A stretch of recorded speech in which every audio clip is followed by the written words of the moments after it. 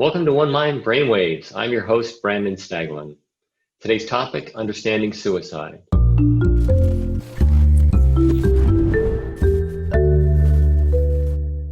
September 10 marks World Suicide Prevention Day. Today we're going to talk with two people who've been affected by suicide. Vonnie Woodrick, who's an author and advocate for people who've experienced suicide in their families through a nonprofit, I Understand. And also actor and author and mental health advocate Mariel Hemingway. First, singer-songwriter Jon Shain is going to perform a beautiful song about the hope inherent in seeing through difficult times today to a brighter tomorrow. But first, a story. When I was diagnosed with schizophrenia when I was 18, about 30 years ago, I went through some very dark and scary times. The hallucinations and delusions I was experiencing nearly drove me to take my own life. Very deep depression.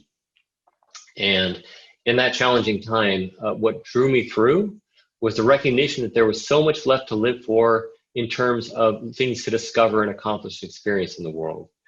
And the loving support of my family was essential in drawing me through after that, after I decided to get up and keep going on that very night. So I believe that there really is a reason to keep on going at any point in one's life. And I hope that people who are experiencing suicidal thoughts can remember that and think about how that they can be grateful for the things that they do have and let that be a light to them in their challenging times. So first, joining us now is singer-songwriter and award-winning blues artist Jon Shain. Jon, thank you so much for being on Brainwaves today, and welcome. Oh yeah, thank you so much for having me. I'm really glad to do this. Fantastic. Yeah, it's great to have you here. So you grew up in Massachusetts, so Yep. How did you come to start singing the blues? Well, in Massachusetts, we did not have a ton of folk, music that we were growing up with. I never heard a country song, I don't think, until I was 18. But my dad was a big fan of early rock and roll. So I definitely knew the Chuck Berry stuff and, the Buddy Holly, all that. And later on in high school, I started listening to B.B. King and Muddy Waters, people like that. But then I came down to North Carolina for college. I came down here for Duke, and I still live here in Durham. Have been down here since the 80s. And when I got here, I found that there was still a blues tradition, that there was people who were playing who were now in their 60s and 70s and even older, who had been in that first wave of blues performers. So I had the opportunity to learn firsthand from certain players. One man that was really influential upon me was Big Boy Henry. He was a blues singer from Beaufort, North Carolina, down on the coast. And then we have a musician here who is still alive. He's now in his early 90s, and his name is John D. Holman. And every now and then he comes out and plays at some of the festivals and things. But back in the 80s, when I was like 19 or 20 and he was like 60 years old, 65 years old, it was an opportunity to learn the guitar chops right from people who had been playing since the 1930s, So it was really cool. That's amazing. Your blues knowledge comes straight from kind of these first-hand experiences, straight from the source of when blues was young. That's amazing. You could have. I'm lucky, because a lot of people, they learn straight from records, and of course today we have guitar tabs and videos, which didn't exist at that time. So yeah, I'm very lucky to have learned from some of the older guys who were playing it. You play it beautifully. Thanks. Reminds me of Eric Clapton, for example, but it has its own warmth and tenderness that I really enjoy. Thank you. You've traversed several genres of music in your artistic path and you've won many accolades in the process. You've performed in genres such as jazz and country and folk and bluegrass and blues and rock, many different genres. And now you're recording new songs in the studio. What can we expect from your latest work? Well, I'm doing another album with F.J. Ventry, who's my musical partner. He's a fantastic upright bass player and a great singer. And as you may have heard, I won this International Blues Challenge last year. And so this next CD, we're going to lean a little bit more into the blues. a variety of stuff, some ragtime finger picking, a couple tunes with electric guitars. Um, I think it'll be good for people. I think they'll like it. We are not shying away from some social commentary in some of the songs because there's so much to talk about and sing about these days, you know. So we try to do our part, you know, try to promote communication, conversation through music. Yeah. That's great. Music is not only enjoyable, but it's also important. I mean, it makes a difference in culture and people's Oh lives, yeah. inspiring people, inspiring change. Thank you for being such a socially conscious artist. Yeah. Well, you know, we're so lucky that we have this technology right now that allow us to share music in a time when everybody is stuck at home.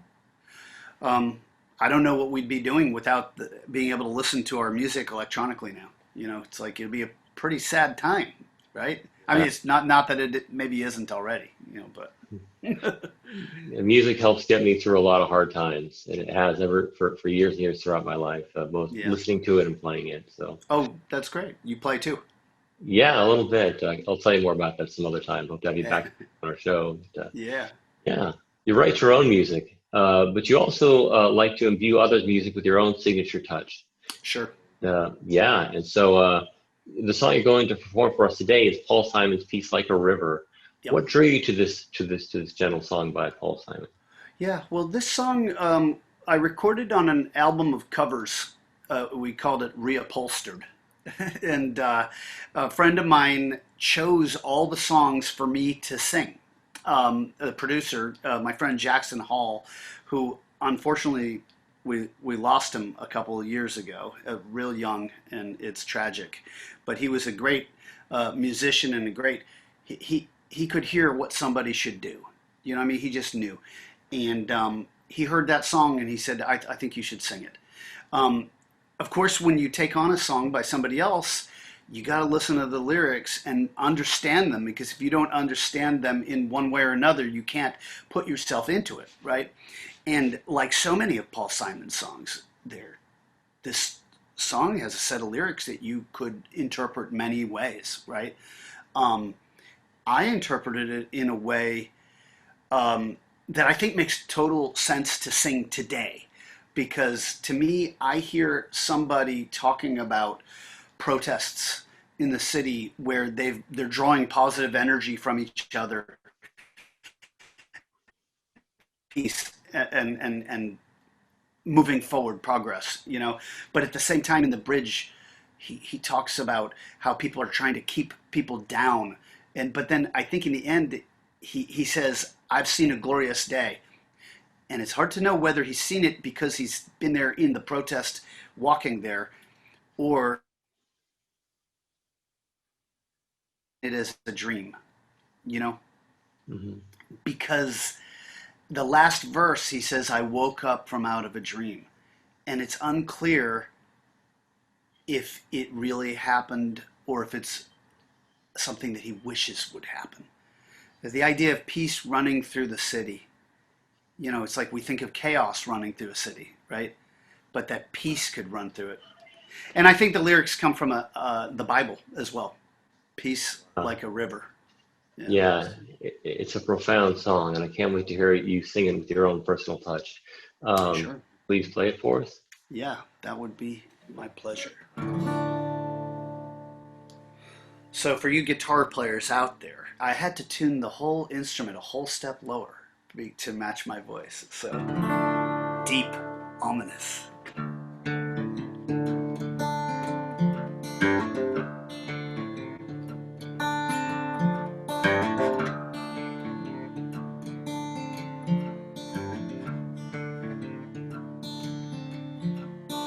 Oh, peace like a river ran through the city. Long past the midnight curfew, we sat starry-eyed. Whoa, oh, we were satisfied.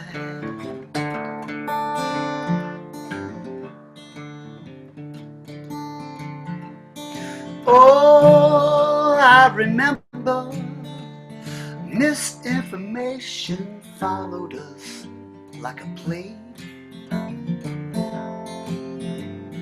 Nobody knew from time to time if the plans had changed. Whoa, whoa, whoa, if the plans had changed.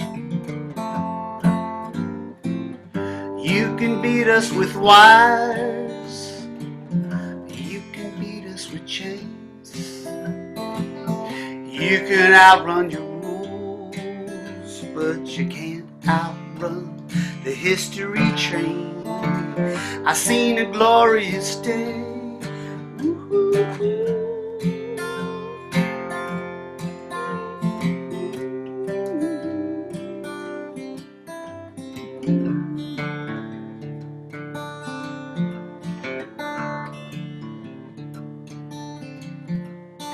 Oh, 4 in the morning I woke up from out of my dreams.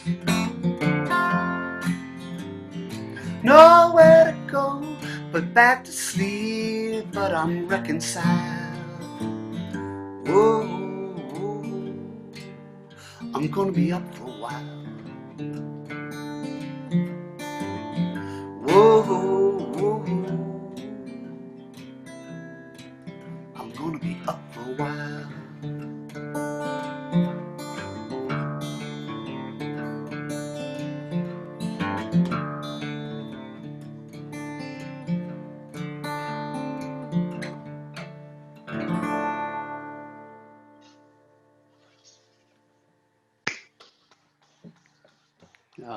Thank you. What an amazing rendition of that amazing song by Paul Simon. You sang it so beautifully with such you're putting yourself into it, and you really lived that song. And it's going to keep me up for a while thinking about that. It's very thought provoking as well as being beautiful. Yeah, thank you. Yeah, it's a great song. I mean, he's written so many fantastic songs, right? You know, definitely always a big influence. I didn't even know how big of an influence Paul Simon was on me until I started to teach some of his songs to my guitar students.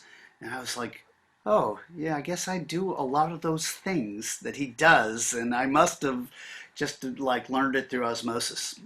As a child, the Simon and Garfunkel's greatest hits on 8-track tape was in constant play at our house.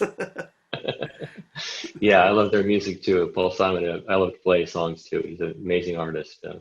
Yeah. Thanks so much, John. I really appreciate you being with us today on Brainwaves. Well, thanks for having me. I'm really, really glad to have found out about One Mind and everything that you're doing.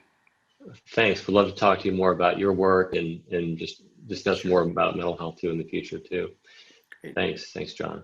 September 10 marks World Suicide Prevention Day. On September 10th, we work to help people who are struggling with suicidal ideation. In fact, nearly 800,000 people every year around the world tragically end their lives by suicide. And most of these, if not all of these, may be preventable.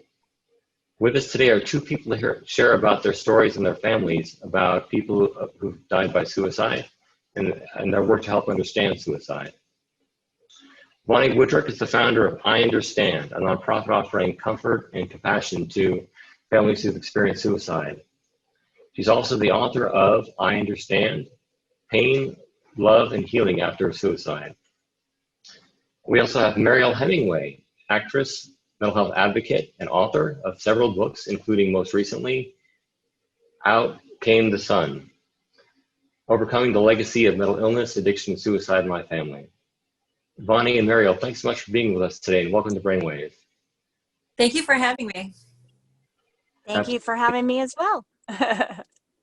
It's great to have you both on the show today. Thank you. So viewers, feel free to post questions for our guests at any time. Vonnie, let me start with you. So your family's life was forever changed in 2003 when your husband Rob tragically ended his life by suicide. In your book, you detailed the debilitating grief and pain your family experienced during that time of healing afterward. Tell us about that long journey of healing and what that was like for you and your 3 children. Mm-hmm. Well, one of the things that that really hit me early on was conversation and how we talk about suicide. And I think that was one of the most difficult things for me as a mom of 3 young children, is how people were talking. about how people were talking, and I heard whispers of, oh, her husband's the one that killed himself. Oh, what did he have to hide, or what was going on in their home? And how do you tell a 5-year-old that her dad killed himself? Well, you don't, because that's painful, that's dark, that's scary. And you said it in your introduction. You said your husband took his life. I don't believe that my husband took his life. I think that the illness took his life. I feel that my husband suffered from anxiety-driven depression. I don't think we talked about it enough. I think that he was 4th-generation suicide in his family. That right there should have been a red flag, and we should know the signs, the symptoms, the warnings. So feeling very alone in my journey, and people giving you only so much time to kind of pick up the pieces and move forward. So for me, I had to wait till my kids got old enough to understand and to want to be able to talk about a suicide openly. So what I understand has done is we have provided that guideline on how to talk about suicide and how to change the definition. So that's really where it all stems from. That's so great, the work that you do, Vonnie. It's great to talk about things in a constructive way instead of thinking about maybe blaming somebody or thinking they did it on purpose. And so we'll talk more about that in just a minute. Mariel, many people are familiar with the life of your famous grandfather, Ernest Hemingway, the author and adventurer, and how he died by suicide in 1961. But actually, mental illness, addiction, and suicide have been in your family for generations. Can you tell us a bit about your family's legacy, and when did you first come to start trying to make sense of that? Well, I do. I come from a legacy of incredible creativity and beauty and all these different things and artistry, but I also come from tremendous mental health issues, addiction, suicide, 7 suicides in my family alone. And it wasn't until the death of my father, so that was in, good Lord, I think it's been 15 years now. And after he had passed, because when my sister Margot, she took her life, she, and again, I think what Vonnie says about, the disease took her husband's life. I think that's really, addiction took my sister. This fear, whatever comes up in a person's life that is ununderstandable by them. But when my father passed, and he was in tremendous denial about my sister taking her life, because I think he just couldn't handle the idea of his child, taking her life, father taking his life, feeling so left, so destitute and so left alone in the world. And I think that's the isolation that people that have suffered by people in their families taking their lives, you feel sort of like this tremendous abandonment, guilt, shame. There's so many emotions that come along with it. And when my father passed, I sort of really decided to look into the family history and really go, wait a second, where do my fears come from? Because I was so terrified most of my life that I was going to wake up crazy one. I'm going to be crazy, but there will be no help, and I'll be in a hospital, and I won't even know that I'm crazy because I'll just be in a hospital. So I had all these bizarre thoughts going on, and because I had children, I thought I really need to look into this. I want to be the person that says, because there's this kind of thing that went around for a lot of years, that there was a curse in my family. It was called the Hemingway Curse. And I thought, well, that's not nice. I don't want to be a part of that. And I didn't want to give that to my children. So I really did a deep dive into where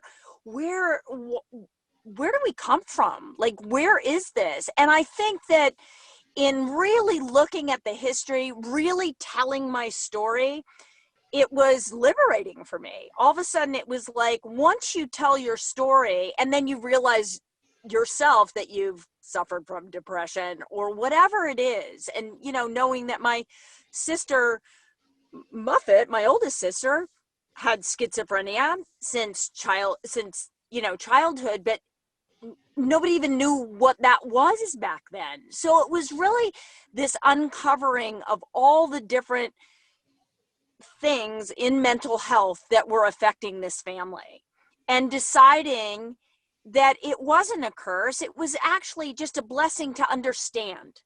And it's why I have such an affinity for Vonnie's thing. It's called I Understand. And having understanding, telling the story, is such a brilliant first step towards recovery. Like you did. You went, I'm not going to, you know, like, I may have this, but I'm going to turn this into something wonderful that I can share with people, because it isn't a sentence.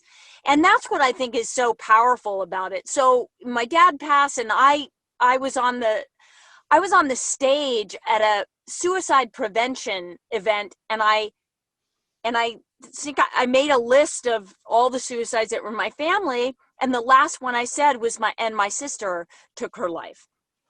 And I never said that publicly, and it kind of overwhelmed me.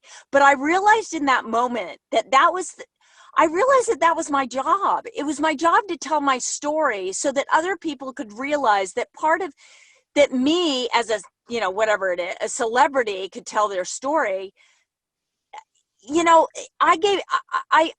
my thing is, I give everybody permission to tell their story, to get it out there, to realize that we're all kind of cut from the same cloth. We all don't come from the healthiest, most balanced family.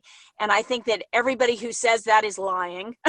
So, you know, I just feel like, you know, we've gone past awareness. We're now into, let's find solutions. And there's not a solution that fits everyone. Your solution is different than mine. Mine's about lifestyle and holistic living. You know, that's my path. But everybody has a path to recovery. And that excites me. Like, I think of it as like, this is great. We're on a trajectory to getting people the help that they need. So that's a very long answer to what I don't think was your question, but you know, whatever. So inspiring to listen to you, Mariel. Thank you for going over that. Everything that you said, from the darkness of where your family had come from and the hope inherent in helping other people understand that we're all cut from the same cloth, like you say. I mean, nobody's alone in this. And one of the sayings of the pandemic is that we're all in this together, but it's not just a cliche, it's the truth. You know, if you it is. Yeah, you telling your story does. I've experienced this too. If you tell your story, other people can speak up too, and they feel okay about it. Yeah, I mean, it's like they suddenly go, oh my gosh, oh my gosh, oh wow, you know, Aunt Joan was a little wacky, you know, or whatever, and it's okay. We all come from something, and we've all dealt with tragedy, we've all dealt with loss, we've all dealt with all of these things. And I think when we start to understand that human nature is about all these different things, and now in 2020 with an amazing pandemic and the craziness of our world, it's a really great time to dig in and really figure out where you come from so that you can make a difference in your family's life or your community's life. Well, and if I can just add to what Mariel's saying, is that, you know, not only is there power in sharing your story for yourself. I mean, I have to say that when Mariel was in Grand Rapids as our keynote speaker, when she left, I mean, I had tears in my eyes. I was so emotionally overloaded because it was the first time in my daughter's life, Maddie, who was 5 when she lost her dad, she finally had someone that sounded like her. She finally had someone that knew what it was like to lose a dad young, that knew what it was like to have a sister that struggled, that knew. And there was just, I just like, Mariel didn't come for anybody else but us that day. And the clarity that came from Maddie and the relief that I saw in my daughter was a pure gift. And I so appreciate Mariel taking her story and sharing it, And really it was serendipity, because it's not like you came because another friend, I mean, it wasn't like I was out searching for anyone, but somebody was like, hey, what about Mariel Hemingway? And I'm like, yes. And I loved our connection to your grandfather and having a home in Horton Bay, Michigan, where his stomping grounds. But that power of sharing the story is real, and how if it impacts one person. I mean, Mariel, I know you have impacted thousands, but one I can validate, and sharing your story means the world to us. So thank you. And thank you for being part of our journey. Well, the great thing is, and I have to tell you this, Brandon, her daughter, we were like, it was like we were separated at birth with a few 4 decades maybe between, but we won't talk about that. And she was so, it was so wonderful to connect with this young person. And I say that because she's younger than my own daughters. And I felt such an affinity for who she was. And it was one of the catalysts for me starting to work on, I'm actually producing a show on the prevention of suicide for teenagers. And I am partnered with Time Magazine, and we've got these really great, wonderful ideas, but I was just texting before we were having this amazing call saying, guys, what's happening? We have to get this out there. This is more than time. This is like, we are on the precipice of really being able to make a change in people's lives. Mm-hmm. I really think that, because I think, so many of us, like Vonnie, like you, Brandon, like your organization, like these organizations, I have a foundation called the Dead Poets Foundation. We're all honing in on the things that will make a difference. See, because what I think is so tragic is that people think of mental health and they think of suicide and they think of all these things, and they just get down and they think, oh my God, it's a sentence, there's no place to go. And there is. We know that. The 3 of us on this call can say without a doubt, there is a solution for you. And it won't look the same, just like I said before. It's different for everyone. But there are solutions. And it's like we all have to come together as a community. It's not like, oh, my separate thing and I'm not going to share with you. Mental health is about a shared voice and a community that comes together. Because I want to be able to, with my foundation, I want to be able to say, here's One Mind, here's what they're doing, does that resonate with you? Here's I Understand, does that resonate with you? Here's NAMI, whatever the organizations are. And we just come together and say, here are all the things that are happening in the mental health world and the solutions that we've all come up with. And you find that which works for you. And we'll help you and guide you there, whatever it is. And I know that your organization has been around for a lot longer. Dead Poets has been around for about half a minute. This is our intention. Yeah. That's phenomenal that you're doing that. It brings me so much hope to hear that you're bringing all these organizations into focus for more people. Thank you so much. Yes. And thank you. And part of the reason we do this work is for the next generation. And Vonnie, Vonnie, you've read in your book that following a suicide, the worry never stops. For your children, you worry about whether the history might repeat itself. What did you do to build resilience in yourself and your children? I think just I had to. I mean, I was forced to, being this single mom with 3 young kids, and that I don't know where I got my strength from. I don't know how I got through. But my husband had anxiety-driven depression. All 3 of my kids have high anxiety. But what I did know, that I wasn't going to let my husband's death define who he was. We needed to figure out, okay, did he choose? I still don't look at it as a choice. I'm like, we need to look at this as an illness. So let's start dealing with an illness. So if Rob died of cancer, what would we have done? If one of my children has that same illness, cancer, we would talk about it as a family. We would go to the doctor. We would get a plan. We would go get treatment. We would go 5 years after. What do we do for mental health? We sweep it under the rug and we don't talk about it. So I had to practice what I preach. I had to take my kids to counseling. I had to get them out and get active. I had to watch their diet for them. I had to provide everything that I could within my own knowledge and within my own capability to provide them with success in their mental health. And that doesn't give me a guarantee, though. I don't know. I mean, my husband was 4th generation, so that worry continues not just for the 5th, but for the 6th, the 7th, the 8th, the 9th, the 10th, which is why we have to talk about it, which is why we have to reduce that stigma so people don't have to be embarrassed or ashamed of their illness, and why someday we can talk about it like diabetes. We can talk about it like cancer. We can get the same love, support, and understanding and acceptance like all other illnesses. And that truly is what I had to do with my kids. And my kids do not have a fear of talking about their challenges and their struggles with me. They know that it's safe. And now that I understand, their friends know that it's safe. Other people know that it's safe. We have really, truly built this non-judging community. And with stigma being the number one reason why people don't reach out, we need to continue to do that, whether that's in prevention or whether that's after loss.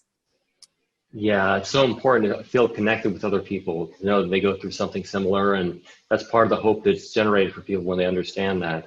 And Mariel, how does what Vonnie just explained resonate with you? How have you helped build resilience in yourself and your daughters? Well, she's right. You never completely think, oh, we're off the hook, because I have a daughter. My youngest daughter is an artist, and she's she gets depressed. There's just no question about it. And, but I've been very vocal about it. And I truly believe, my sort of understanding of mental health is, for me, my understanding in my own body is that my lifestyle matters, like what I eat, how I start a morning, whether I meditate or pray or whatever that belief system is. I have to take silence. I have to drink water. I really, exercise is very important to me, connecting in nature. That was one of the things that Maddie and I have so much in common. Our ability to stay balanced and grounded is so profound and so connected with nature. Those elements I've really made important in my daughter's lives. It's not there's no guarantee that they're not going to suffer from something. And they just lost their father, not from suicide, from cancer, in December of 2019. And, it's been a real challenge to keep them talking, keep them engaged in their life, in their world, because it's heartbreaking. It's heartbreaking. Loss is horrible, and we don't handle it very well. We're not equipped to deal. We don't deal with loss. We don't deal with loss and the pain of loss and the depression that comes naturally. Because some of these things, it's not schizophrenia, but it's a natural thing to get extremely despondent and sad when you lose somebody you love. So it's negotiating all the different mental health things that come up in your life. And I believe that, that again, lifestyle is such a big part of that. So such a big part of the healing process. It's not the sole solution for everybody, but I think that we need to be more mindful of the fact that our brain is connected to the body and the body is connected to the brain. It's like we don't cut our heads off and run around with like it from from the Addams Family, you know what I mean?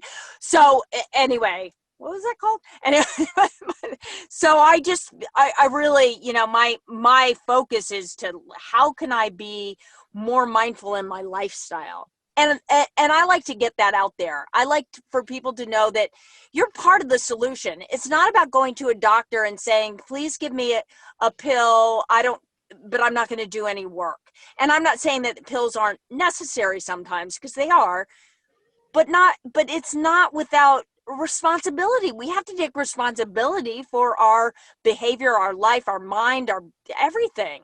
I mean, I'm so inspired by you, Brandon, because you have this, you know, quote unquote illness. And yet look at you. You're like, I'm the CEO, you know, I'm the head of this one mind. Because that's the way it's supposed to be. It doesn't mean you don't get to live your life. It doesn't mean you don't have to have don't get to have a job. You know, so I am just inspired by that. So thank you. Absolutely. Yeah. I'm inspired by what you're doing too. Thank you. And you say there's no one single magic bullet. So it's a lifestyle has to be part of it. And like you say, taking responsibility is essential. We need to be our own advocates. We need to be our own champions in our lives. Yes. And then other people will help us as well and fall in line in the best of times. Speaking of best of times, which these aren't necessarily in our world, you know, Vonnie, we're currently living through a very challenging time in our world, the pandemic. It may be the greatest mental health challenge anyone's ever experienced. How does isolation affect suicide risk? Yeah, well, first, before I go on to that, I want to kind of piggyback on what you guys were just talking about what gets you through. And I think, Brandon, in the beginning, when you were introducing yourself, you said one key element, and you had the love and support from your family.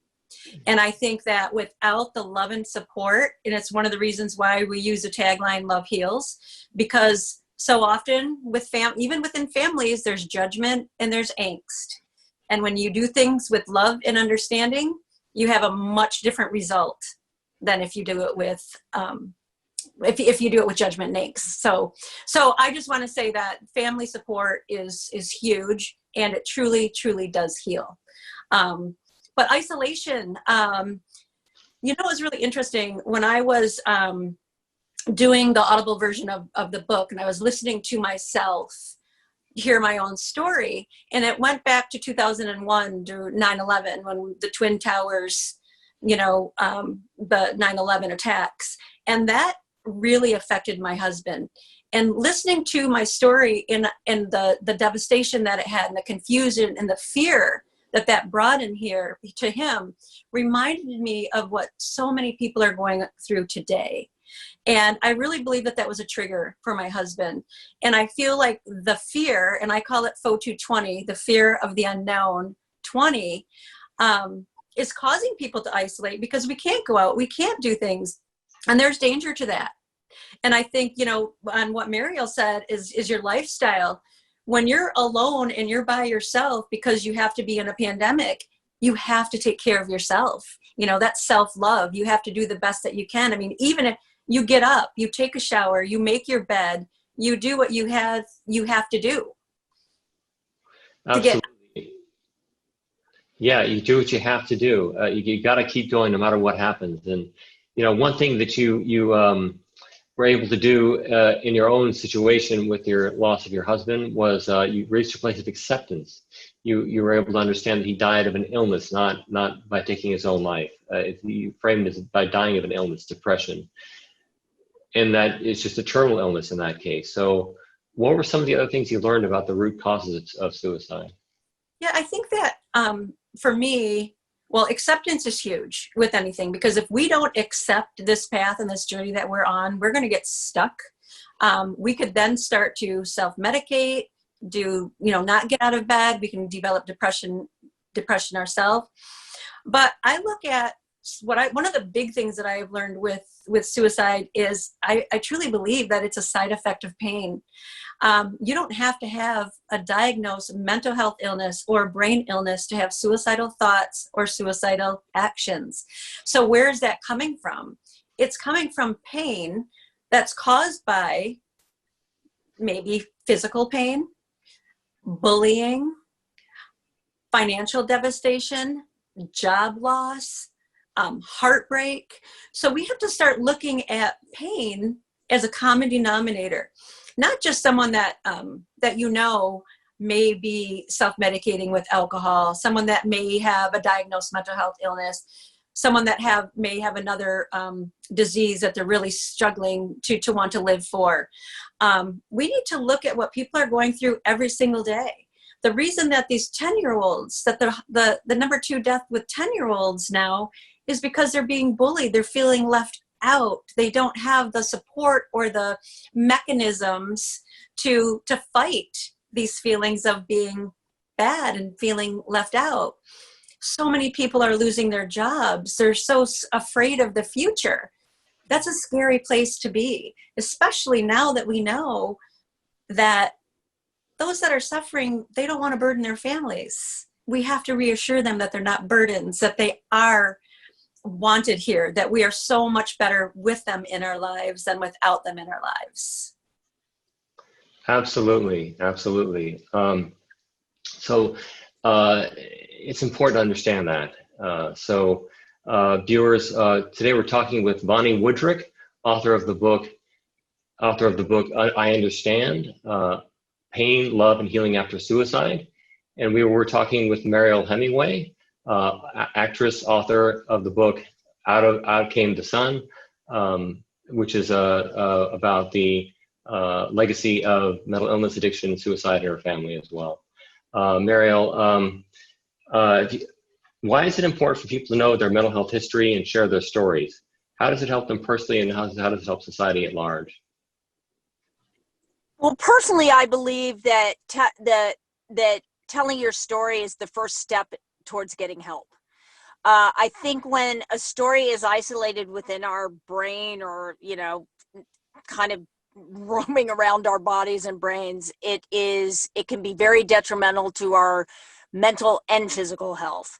And once you tell that story, it's like bringing power to the words, and also letting them out into the world lessens the power that they have over you. So the story just becomes a story. So I've told my story a lot over the years now, and I always learn something from it, but I also know that when I look at my story, it's just a story now, which is very exciting to just come to that place where I know that that doesn't define me anymore. And Vonnie said something, interesting, that she doesn't want the death of her husband to define who he was.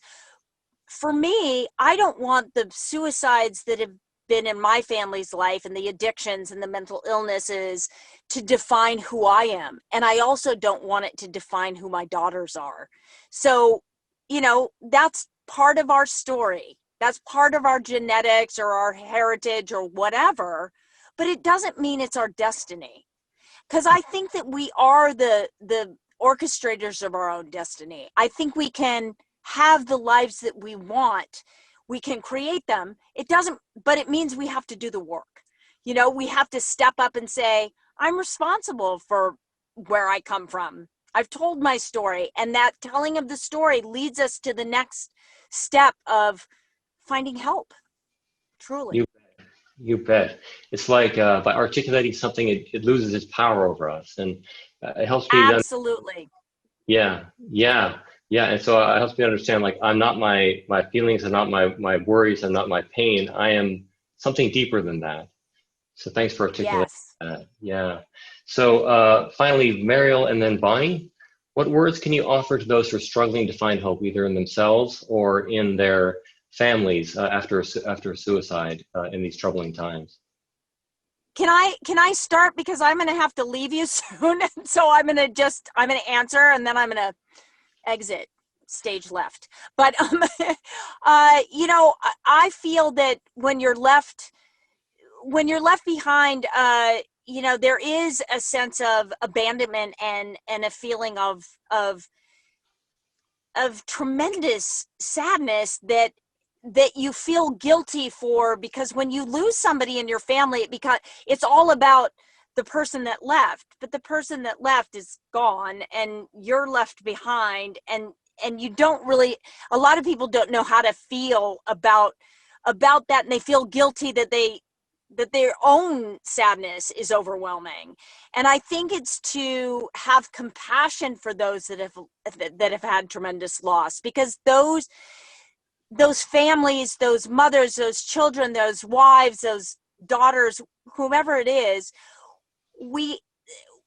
it's okay. It's okay to have all the feelings. It's okay to feel angry. It's okay to feel whatever you're feeling. It's part of the process of how you get to a solution, how you get to a sense of calm, but you have to go through the emotions. It's part of human nature. It's also part of the process of healing. Those seasons of the heart, they come and they pass, and they're part of the process of our lives as we grow and mature. Yeah, that's beautiful. Thank you. Yes, absolutely. Thanks, Sarah. Thank you. Okay, absolutely. Thank you so much for having me. And I apologize in that I'm leaving early, but I know that Vonnie has so many amazing, wise, and wonderful things to say. And thank you for letting me meet you and talk to you. Great to have you with us today, Mariel. Thanks so much. You take care. Awesome. Thank you. Bye-bye. Bye. Bye. Vonnie, what words of hope do you have for folks who are struggling out there to find hope in these times? You know, one of the things that, one of the phrases I guess I use often is love never dies. And it doesn't matter how long your loved one has been gone, that love for them is always still there. And I think it's important that we have people recognize that. You know, people give us maybe, excuse me, people will give us maybe 2 or 3 months and then we're supposed to move on. And we can't move on. We move forward, but through that whole grieving process and all of the emotions that we have to go through to get to the place of acceptance is not always easy. And with Love Never Dies, we want to hear our loved one's name. We want to hear a story about them. We want to be able to talk about them. We want to make them a favorite dish at Christmas time. So all of those things are just really important when we lose someone. Suicide, it's a long journey, but again, it's the acceptance that definitely helps us get to that point of, all right, we're going to do something that maybe he will be proud of, like starting this organization. And I have found that people that have lost someone to suicide, it's the most difficult way to lose someone. In my opinion, in many surveys that I've read, but knowing that they loved us and will continue to love them. That's a beautiful thing to remember, Vonnie. And, it's so inspiring to hear that. What can viewers do to help others who might be struggling with suicidal ideation or having experienced suicide in their family? You know, I believe the most important thing that anybody can do is talk. We have to be able to talk about it, whether you're the one that's struggling or whether you're the one watching someone that struggles. We had created an art piece, and it is a life-size birdcage. And it's a birdcage with the door open, and it's a man holding on to the bars. And he is made out of circular silver steel metal, and it's falling apart. And the whole purpose behind that is to remind people that the door is always open. So you go by this sculpture and you see this man in this cage, and you're like, well, what is wrong? Well, his back is to the door. He's afraid. He's afraid to leave. He's starting to fall apart because he's isolated. And then what do? We're afraid to go in because we don't know if we're going to be allowed to help, but we have to go in before the deterioration gets too far gone. And it's just a reminder of what we need to do for each other, for ourselves. Have that courage to walk out that door, to tell someone, anyone, that you're not doing well, that you need help. Yeah, that's so important to realize it, or to walk in. You know, if you see somebody who's struggling, and we had another guest on our show a few months ago, Kevin Hines, a suicide prevention advocate, and he has an amazing story too. He jumped off the Golden Gate Bridge and survived, and now he's a suicide prevention advocate. He's amazing. But he tells when he tells the story, he talks about how if someone had asked him, "Are you okay?" when he was really in that dark place, it would have made a huge difference for him. So, I mean, if maybe going into that birdcage is something we can also do to lend a hand.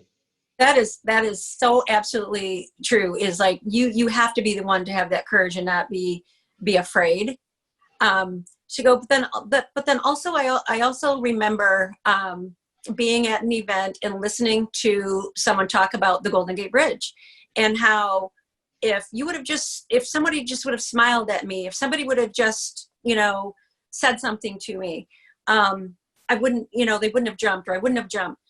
But for those of us that are survivors of someone that lost, it's really hard concept to grasp, because my daughter will always say, did I not smile enough at him? Did I not help him enough? What didn't I do? So I think it's really important to know that every situation is different. And what works and what is going on with one person is not the same for someone else. So thank goodness that people are saved every day just by a smile. But there are some people that don't have that ability to be saved by a smile, and they need more. And it's up to us to educate on what that more is, and find the resources, and find what you guys are doing at One Mind, scientific ways to help the brain. Thank you for that plug. But it does mean a lot to us to do this work, to help people who are struggling. And it must mean a lot to you. I know that it does, to the work you do to help families who've lost a loved one, help them after that's already happened, and to find strength and hope in the future. And so thanks for the work that you do as well. Yeah, well, you're welcome. You know what? I think that this is what happened. My husband was very passionate. He loved wine. He loved food. He loved exercise. He loved skiing, and he was so passionate. And I used to say to him, I want a passion. You have so many passions and I don't have any. And he was like, well, you're a mom. You're so passionate about your kids. And I'm like, but the gift that he left for me is he left me the gift of passion. And I now know what that passion is. And my passion is to use my story, to use what I've learned, what I've gone through, and to help somebody else. And I appreciate the gift that he left me. It's so beautiful. You've got that forever now. And you give so much to others now through the work that you do, through that passion. Vonnie, thank you so much for your testimonial today and for being with us today on Brainwaves. It's such a gift to have you here. Thank you. Yeah, thank you so much, Brandon, for having me. I really appreciate it. Absolutely. Viewers, if you'd like to learn more, please visit IUnderstandLoveHeals.org. Also, if you're in crisis, please call the toll-free National Suicide Prevention Lifeline at 1-800-273-TALK. That's 273-8255. They offer toll-free and confidential support 24 hours a day, 7 days a week. Their website is www.suicidepreventionlifeline.org. Also, please check out our scientific symposium if you like brain science and this webcast. That will take place tomorrow, Saturday, September 12th. On Zoom, and you can register at www.music-festival.org. Thank you, viewers, for being with us today, and thank you, Vonnie. Take care.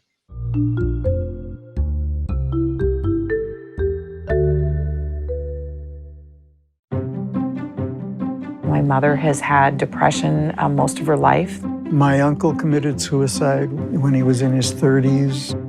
I live with bipolar. Now, more than ever, it's the world's leading cause of disability.